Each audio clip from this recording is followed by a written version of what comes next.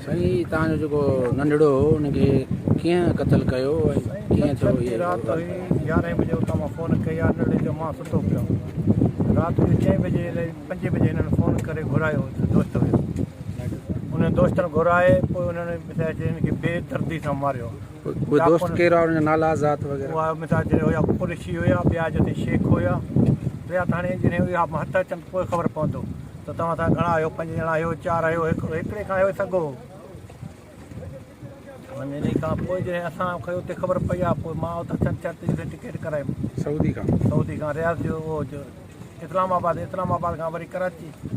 मां अचर जो हिते पहुतुमि, वियसि विया मुंहिंजा हमरा उते जिते थाणे ते उन्हनि एफ दफ़ा कुझु बि कोन कयो। पोइ पाण कयूं पर मुंहिंजे चए जे मुताबिक़ हिननि एफ को बि कोन कटियो। वरी अॼु मां जॾहिं बुख हड़तालूं या मिसाल हिते वञी रोड ब्लॉक कयुमि, उन खां पोइ जॾहिं मिसाल हिननि चयो हाणे जीअं तूं चवंदे तहिड़े हिसाब सां असां कटींदासीं।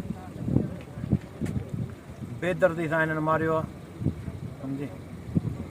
असां कोटड़ी जा हो असांजे पाड़े जा आहिनि। पुलिस को ताउन वग़ैरह कयो, कातिल गिरफ़्तार कया या न? पोइ पुलिस कोन थो करे, पुलिस अञा हुननि खे ज़मानत या का बि शइ में सपोर्ट थो करे।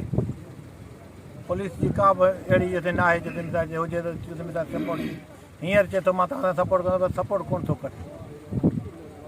सुबुह जो DSP बि आयो, जिते मिसाल सूबेदार आयो, सभिनी चयो असां कंदासीं त हेल्प, को बि हेल्प कोन कयो था।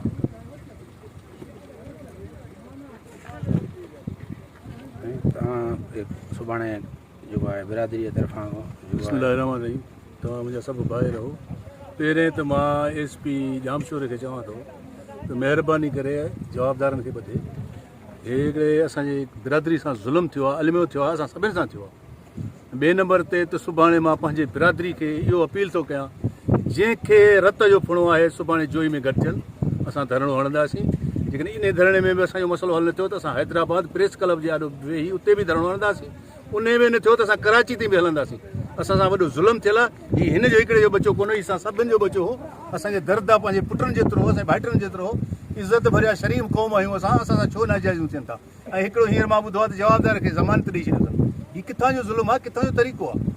मां तव्हांखे अपील थो कयां, तव्हां महिरबानी करे SP साहिबु जवाबदार ॿधो।